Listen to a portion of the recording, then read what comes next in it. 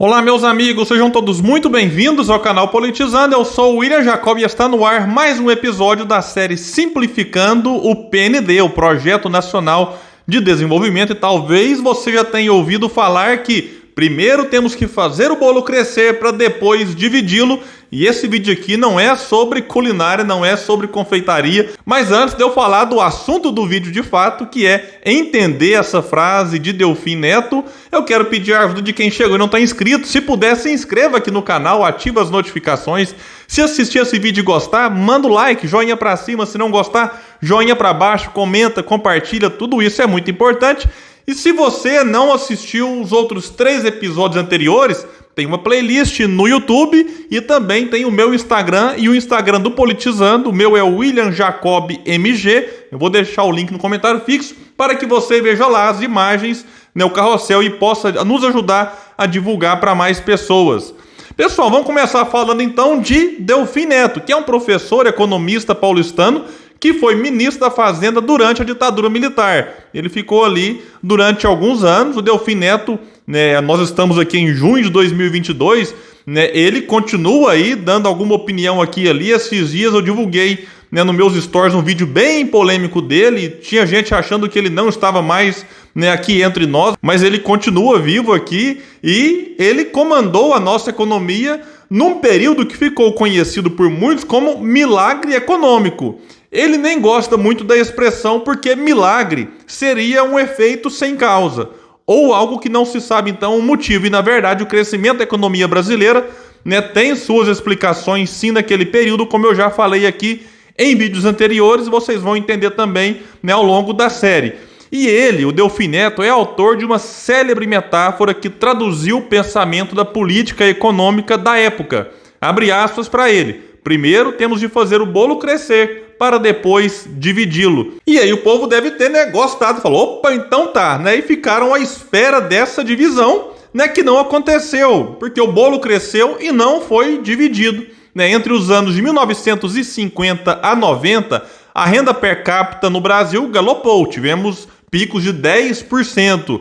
Mas quando se fala também na questão aí de renda per capita e de PIB, não dá para achar que essa divisão é feita direitinho. Então você pode ter um grupo que tem muito dinheiro, que tem uma renda altíssima, e um grupo com uma renda muito baixa, e você tem ali a divisão que, opa, peraí, cresceu, mas de que forma, Então esse é um ponto importante. E o país se desenvolvia graças, como eu disse aqui no episódio 3, a uma industrialização iniciada por Vargas. E o Brasil, durante o período ali da ditadura militar, tomou muitos empréstimos, também um pouco antes, mas durante a ditadura isso ampliou-se ainda mais com empréstimos externos. Aí você tem uma coisa que pode te ajudar num determinado momento, mas tem seu preço. O preço foi alto, porque com Vargas a intenção era nos desenvolvermos aqui para termos nossas próprias fontes de recursos. Já nos governos militares, o alto escalão das Forças Armadas acreditava que, alinhando o Brasil ideologicamente aos Estados Unidos, poderíamos nos tornar um país melhor. Começamos então a nos desenvolver, a nos tornar uma China, entre aspas, China de hoje, porque na época a China olhava para o Brasil e admirava, como eu já falei aqui antes. Só que era uma China onde? No quintal dos Estados Unidos. Uma forma de dizer, porque os Estados Unidos estão aqui no mesmo continente que o nosso. E o detalhe que a gente nunca pode se esquecer: os Estados Unidos não querem que o Brasil se desenvolva. Nunca quiseram, e se engana quem acha que eles pensam diferente hoje. Então os Estados Unidos sempre fizeram algo para nos manter, de certa forma, de joelhos em relação às vontades deles. E com essa ameaça do Brasil se tornar uma potência, teve a crise do petróleo em 73, 74, depois 79, 80, a inflação nos Estados Unidos. Os norte-americanos tinham um trunfo que liquidou nossa possibilidade de crescimento por meio de nossas próprias dívidas, que conhecemos hoje como dívida externa. Então o que eles fizeram? Dispararam os juros lá, chegaram em torno de 20%, e com isso fez com que a nossa dívida, por exemplo, se tornasse quase que impagável. A dívida em moeda estrangeira equivalia aí a cerca de 25% do PIB até 79%. Depois ela saltou para mais de 50% nos anos seguintes. Aí depois, eu vou entrar nesses detalhes que ao longo da série, pagamos a dívida externa, mas pagamos de que jeito? Nós trocamos o tipo da dívida com juros menores, né, e pagando agora juros bem maiores, mas criando reserva, enfim, é uma questão mais complexa, não vou explicar nesse vídeo aqui. E tudo isso, né, impossibilitou ainda mais uma melhor divisão do bolo. Um exemplo frequentemente apontado na literatura foi a perda do poder de compra do salário mínimo. Em março de 64, antes então do golpe, né, ele era equivalente a R$ 1.200, mas ao final do regime, em 1985, o salário, né, mínimo ali era de apenas 620, em valores atualizados, é claro. Essa é uma evidência de algumas políticas nefastas do regime. Então, diante da crise, inclusive, né, o processo de redemocratização foi também acelerado.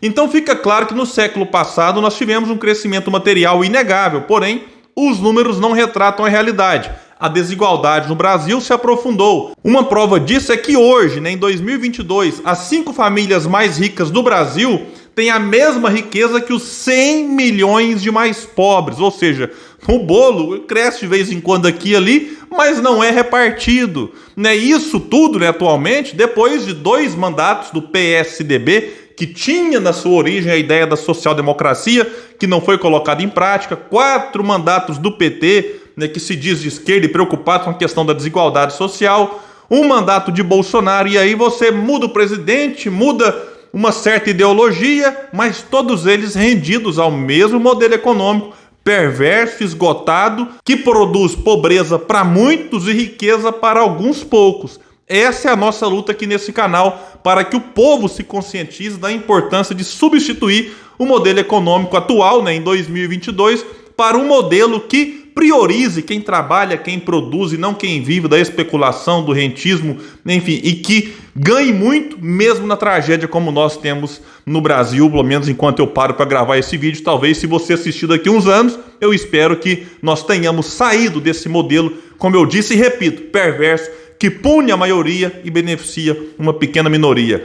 Então é isso, pessoal. No próximo episódio nós vamos falar sobre o processo inflacionário. Quem puder, compartilhe esse vídeo. Vamos trazer mais pessoas para o canal Politizando, porque aqui nesse espaço a gente luta por um Brasil melhor. Valeu, pessoal. Até mais.